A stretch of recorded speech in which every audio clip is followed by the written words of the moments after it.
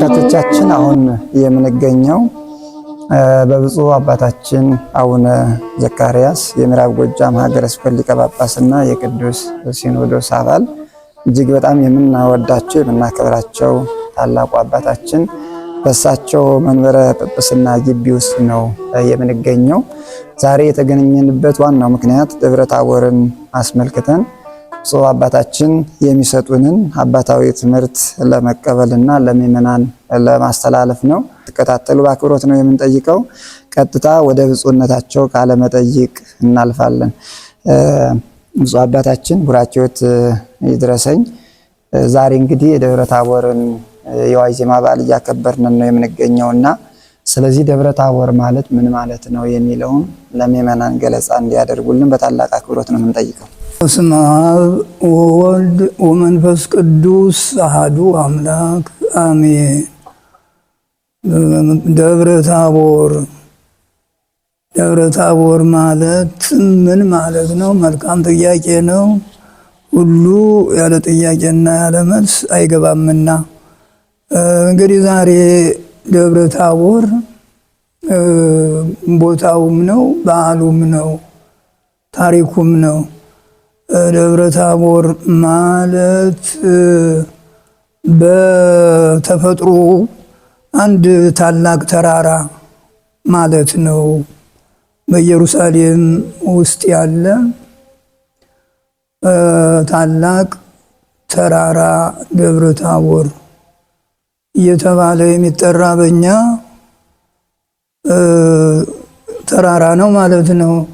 በመጀመሪያ ዳዊት ይህንን ተራራ በ88ኛው መዝሙሩ ጠቅሶታል።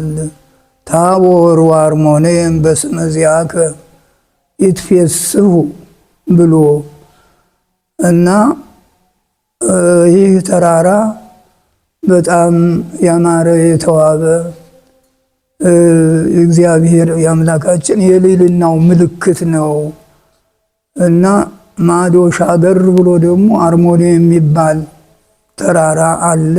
በዚያም ብዙ ተአምራት የተደረገበት ጠላት ድል የተነሳበት የእግዚአብሔር ክብሩና ልዕልናው የተገለጸበት ነው እና ደብረ ታቦር ማለት ያው በተፈጥሮ አሁን የጠቀሱት ነው። አሁን በዚህ የጠራ ነው። ለምን ምክንያት እንደሆነ እንተነትናለን ማለት ነው።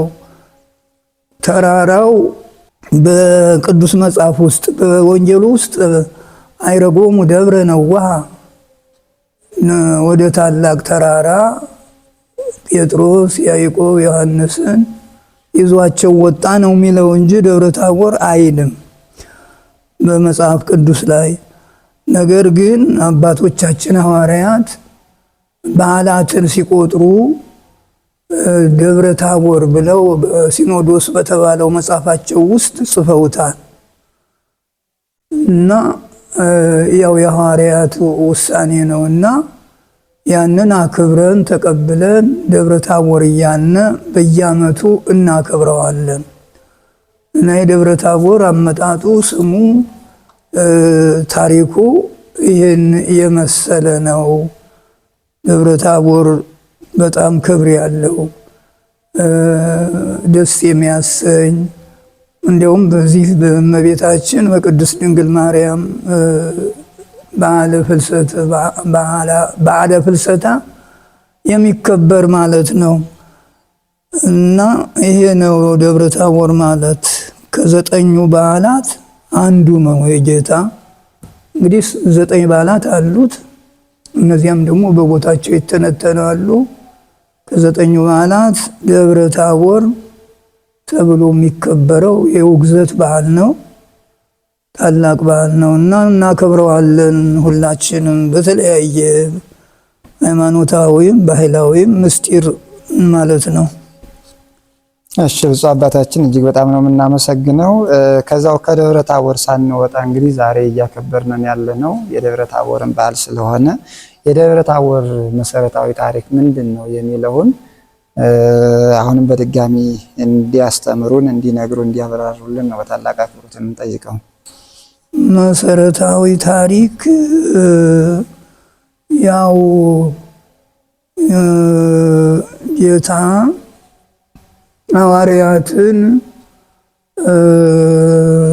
ጠየቃቸው።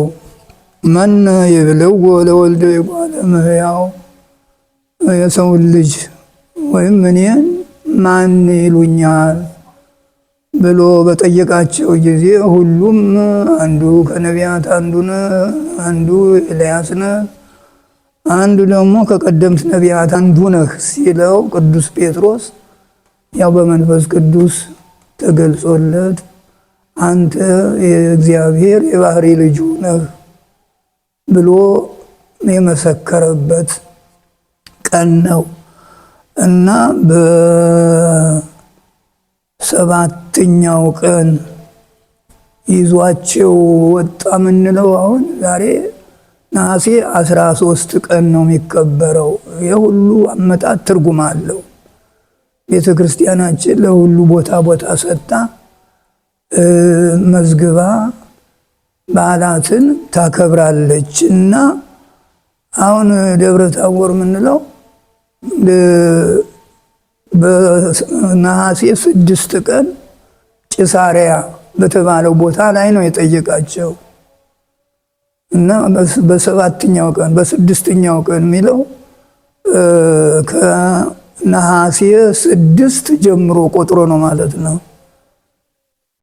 6 እና ያም ወደ ደብረ ታቦር ይዟቸው ወጣ። ከዚያ ላይም ያው እንግዲህ ብርሃነ መለኮቱን አምላክነቱን በመጠኑ ገለጸላቸው። በሚችሉት መጠን ነው፣ በማይችሉት መጠን አይደለምና ያው ወደ ተራራው ይዟቸው ወጣ። ልብሱ እንደ በረድ ሆነ፣ እንደ መብረቅ ሆነ ይላል እና በዚያ ጊዜ ደግሞ ከደመናው ዝንቱ ትወልድ የሚል ቃል የባህሪ ልጅ ይሄ ነው፣ እኔን የሚያህል የሚመስል የባህሪ አምላክ ነው እና እሱን ስሙት ብሎ የመሰከረበት ቀን ነው ደብረ ታቦር። በጣም የምስክር ቀን ነው እና እንግዲህ ስሙት ሲል ከደመናው ድምፅ ሲሰሙ ያው ደንግጠው ወደቁ። ያ ጥርጣሬያቸው በዚህ እንዲያምኑ ነው ማለት ነው ምስጢሩ እና ይሄ ሁሉ የተደረገበት ቀን ማለት ነው፣ የተደረገበት በዓል ማለት ነው እና ይህንን ነው የሚገልጸው የደብረ ታቦር ምስጢር። ሰፋ ያለ ነው፣ ብዙ ነው፣ እያንዳንዱ ተተንትኖ አያልቅም እና እንግዲህ ይህንን ቤተ ክርስቲያናችን ተቀብላ ሊቃውንቶቹ ሁሉ በየድርሳናቸው አምልተው አስፋፍተው ጽፈውታል። በጣም በደመቀ ሁኔታ ይከበራል። የተለያዩ ምስጢራት ይገለጹበታል። ደብረ ታቦር ይሄ ነው እና ለምስክር ያህል ነው እንግዲህ እነ ቅዱስ ጴጥሮስን ዮሐንስ ያዕቆብን ይዟቸው የወጣ እንዲመሰክሩለት ነው ማለት ነው እና ተጠራጥረው እንዳይጎዱ በግልጽ በሚያስረዳ ሁኔታ ነው እንግዲህ የገለጸላቸው እና ደንግጠው ወደቁ። ኤልያስ ሙሴ ደግሞ መጡ እና እንግዲህ የደብረ ታቦር ዋናው ታላቁ ምስጢር ይሄ ነው ማለት ነው ባጭሩ። እሺ ብፁዕ አባታችን እጅግ በጣም እናመሰግናለን። ተመልካቾቻችን አሁንም በድጋሚ ከብፁዕ አባታችን አቡነ ዘካርያስ የምዕራብ ጎጃም ሀገረ ስብከት ሊቀ ጳጳስና የቅዱስ ሲኖዶስ አባል ጋር ነው የምንገኘው። እጅግ በጣም ነው የምናመሰግነው። ከዚሁ ጋር ተያይዞ እንግዲህ ወደ ተራራው አሁን ብፁዕነቶ እንደነገሩን ቅዱስ ጴጥሮስን፣ ቅዱስ ዮሐንስና ቅዱስ ያዕቆብን ከመያዙ በተጨማሪ ከደናግላን መካከል ኤልያስን ካገቡት ከማዕስባን መካከል ደግሞ ሙሴንም አብሮ አካቷልና እንደው እነዚህን ሰዎች ወደዚህ ተራራ ይዞበት የወጣ ምክንያት ይኖረው ይሆን የሚለውን እንዲያብራሩልን አሁንም በታላቅ አክብሮት ነው የምንጠይቀው። አባታችን ደናግል ኤልያስን ከማዕስባን ሙሴን ጨምሮ ነው። እነዚህ ሙሴ ዋና ትንቢት የተናገረ ኦሪትን የጻፈ ስለ ኢየሱስ ክርስቶስ ወደ ዓለም መምጣት ወደዚህ ዓለም መምጣት የተናገረ ነው ሙሴ። ኤልያስም ደግሞ ሃይማኖትን ያስፋፋ የእግዚአብሔርን ሕልውና የመሰከረ ታላቅ ነቢይ ነው እንግዲህ እና እነዚህን ይዞ አብሮ ነው እንግዲህ ከብሉይም ከአዲስም ሰዎችን ይዞ ነው የመጣ። አባቶችን ነቢያትን እና ሐዋርያትን ይዞ ነው የመጣው። እንግዲህ ከደናግል ኤልያስን ከማዕስባን ማለት ያው ማዕስባን ማለት በጋብቻ በሕግ የሚኖሩ ናቸው ማለት ነው። ከደናግል ደግሞ ያው ኤልያስ ደግሞ ንጹሕ ድንግል ነው እና እነዚህን ይዞ የመጣ ለምንድን ነው እንግዲህ መንግስተ ሰማያትን የሚወርሱ ደናግል ብቻ ናቸው የሚሉ አሉ እና ማዕስባንም በዓለሙ የሚኖሩት ዓለማውያንም ደናግልም መነኮሳትም ኤልያስ አብዛኛውን ጊዜ የሚመሰለው በባይታውያን በመነኮሳት በመናንያን ነው። ሙሴ ደግሞ በዓለም ላይ ሆነው እግዚአብሔርን በሚያገለግሉ እግዚአብሔርን በሚወዱ ሥጋውን ደሙን ተቀብለው በጋብቻ ጸንተው ሕጋቸውን አክብረው በሚኖሩ ሰዎች ነው የሚመሰለውና እነዚህ ሁሉ አንድ ሆነው እግዚአብሔር በፈቀደላቸው ኑረው ከዚህ ዓለም በሚለዩበት ጊዜ መንግስተ ሰማያትን በአንድነት እንደሚወርሱ የሚያመለክት ነው ይሄ እንግዲህ እና ሁሉንም አንድ ላይ ይዞ የወጣው ወደ ደብረ ታቦር እነሱም እንዲመሰክሩለት የፈለገው በዚህ ምክንያት ነው እና ይሄ ነው ዋናው ምስጢሩ ይሄ ነው እና ደግሞ ኤልያስም ቢሆን በጣም መስክሯል። ማን ነው ከነቢያት አንዱ ነው የሚልህ የኔን ኤልያስን ጌታ በሰረገላ ጭነህ በብርሃን አጎናጽፈህ ወደ ገነት ያወጣኸኝ ያልሞቱት ነው እኔ አይደለሁም ወይ ብሎ መመስከሩን የሚያመለክት ነው። ሙሴም ደግሞ ያው እንግዲህ ከዚያ ሁሉ ባህር ከፍሎ ጠላት ገሎ ሁሉን አድርጎ እስራኤልን ያሻገረ ታላቅ ነቢይ ነው። ሙሴ ታላቅ መሪ ነው። እነዚህ ሁሉ ለምስክርነት ነው እንግዲህ እንደ ተርታ አንድ ታላቅ ሰው አድርገው ነበር። ከነቢያት አንዱ ነው፣ ከቀደምት ነቢያት ደግሞ አንዱ ነው ወይም ኤልያስ ነው ብለው ነበር እንግዲህ ሐዋርያት በየአይነታቸው የተናገሩ ከቅዱስ ጴጥሮስ በስተቀር ያንን ደግሞ የኔ አምላክ ነህ ፈጣሪ ነህ ብለው እንዲመሰክሩ ነው እንግዲህ ምስጢሩ ዋናው።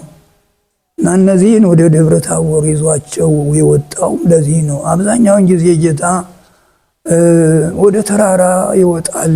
በሚያስተምርበት ጊዜም ታምራት በሚያደርግበት ጊዜም ተራራ የወንጌል ምልክት ናት። ተራራ ልዑል ነው፣ ከፍተኛ ነው።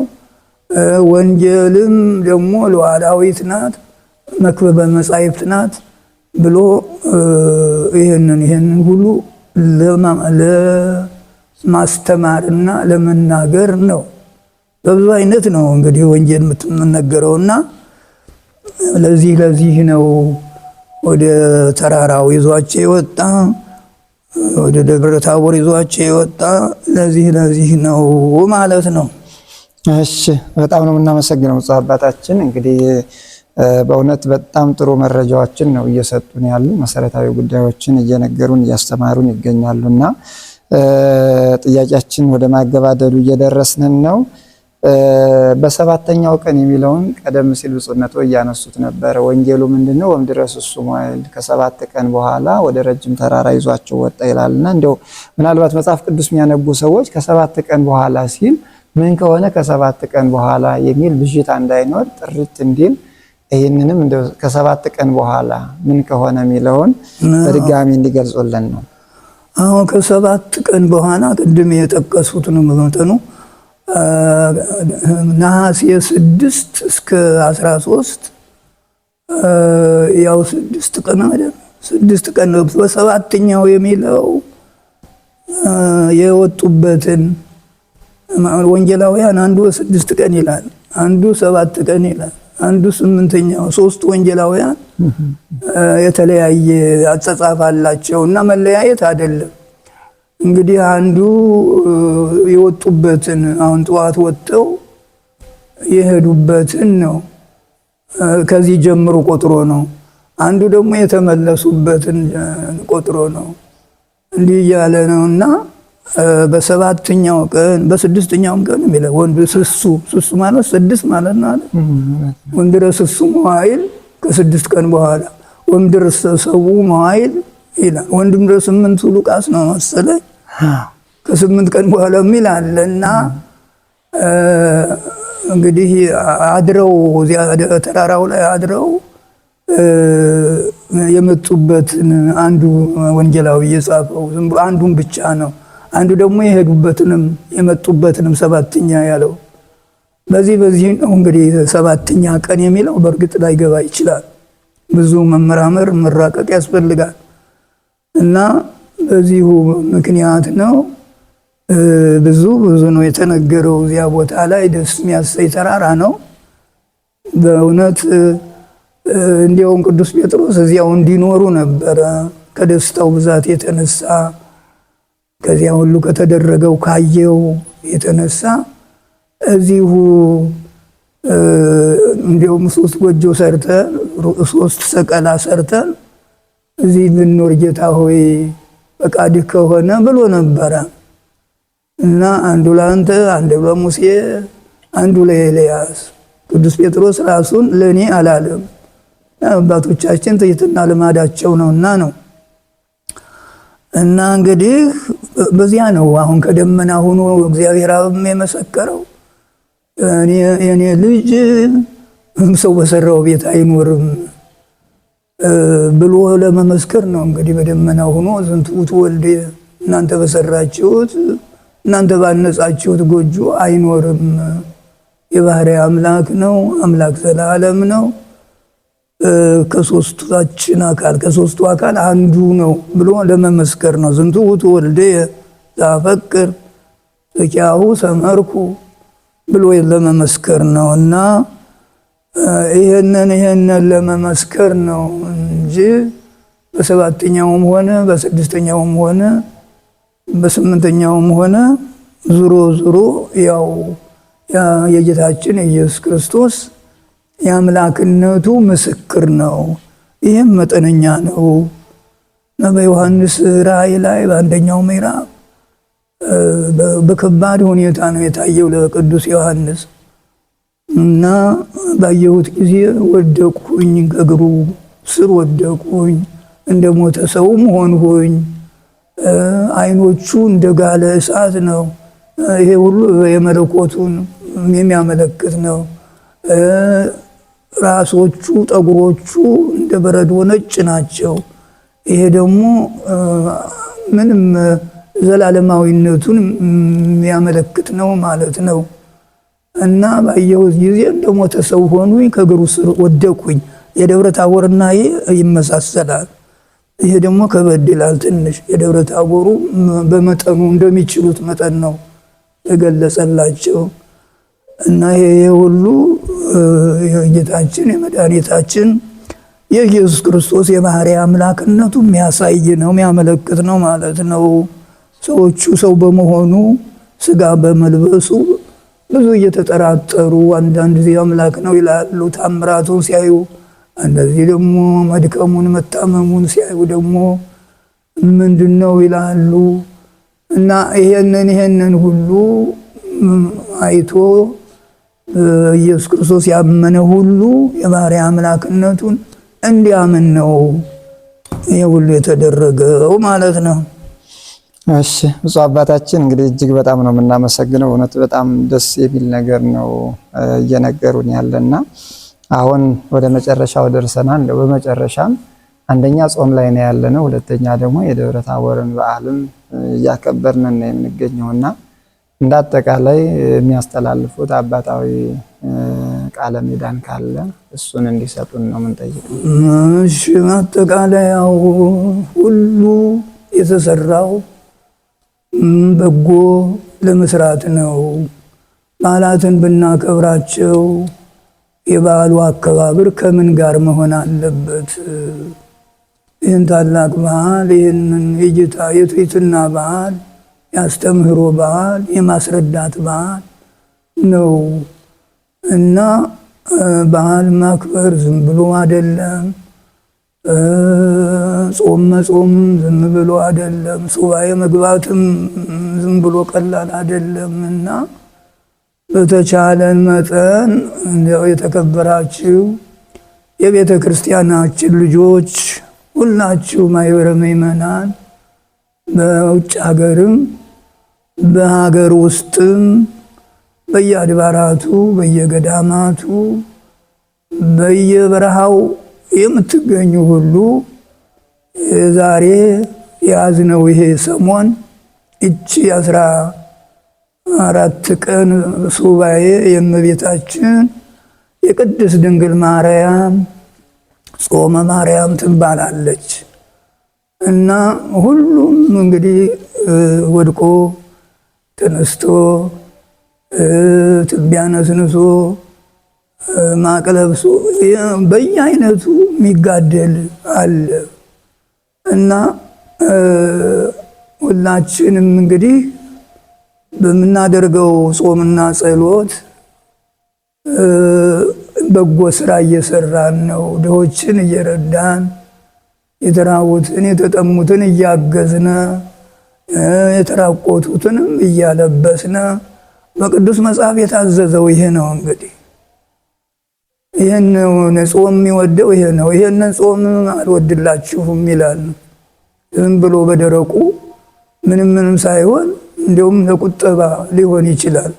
ምክንያቱም አንድ ቅዱስ ሰው አንድ ክርስቲያን ሰው አንድ በክርስቶስ ስም የተሰየመ ሰው ክርስቶስን መምሰል አለበት ነው የሚለውና ይህን ሁሉ ስናደርግ ስግደቱ፣ ጸሎቱ፣ ምህላው፣ እግዚኦታው ይህ በምናደርግበት ጊዜ እንደተቻለን እንዳለን መጠን ያገኘናትን ያችን ማካፈል ነው ዋናው ነገር እንጂ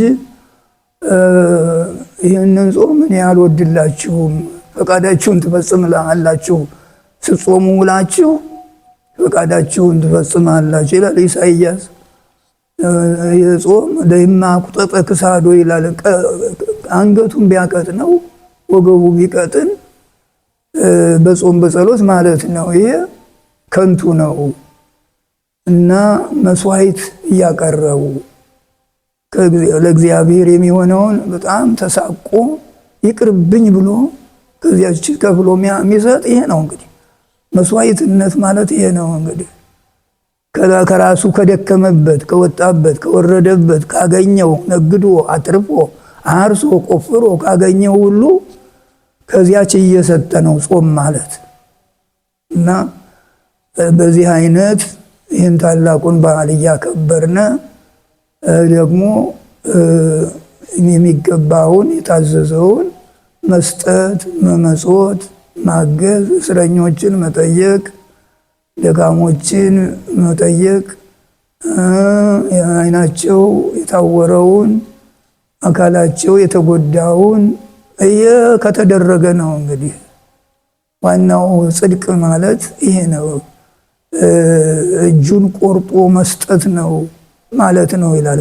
ያገኛትን በእጁ ጥሮ ግሮ ያገኘውን ከዚያና ያብሶ መስጠት አካሉን ቆርጦ እንደ መስጠት ነው የሚል እንግዲህ የቤተ ክርስቲያናችን መጻሕፍት ይህንን ያዛሉና እኔ ማስተላልፈው መልእክት እንደ አባትነት በትሕትና የማስተላልፈው በመስጠት በመመጽወት ይሄ ጾም እንዲያልቅ ደብረ ታቦር በዓል እንዲከበር ደብረ ታቦር መታሰቢያ አለ።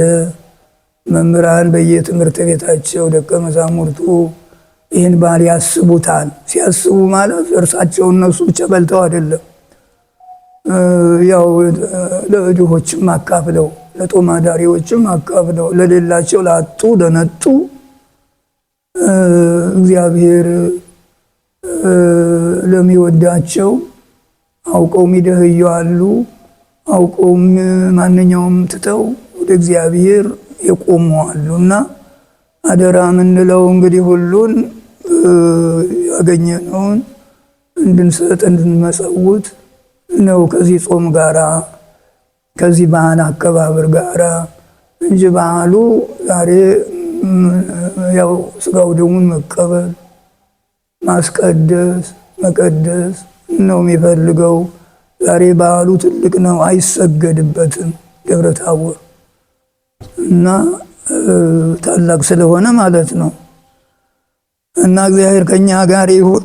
እግዚአብሔር ይባርካችሁ። እናንተም ሊቃውንቱ ይህንን አብረን ስለተካፈልን የእግዚአብሔርን ቃል በጣም አመሰግናችኋለሁ። እግዚአብሔር ከእናንተ ጋር ይሁን። ለቅድስት ድንግል እመቤታችን በዓለ ትንሣኤ በዓለ ዕርገት ያድርሰን። አሜን።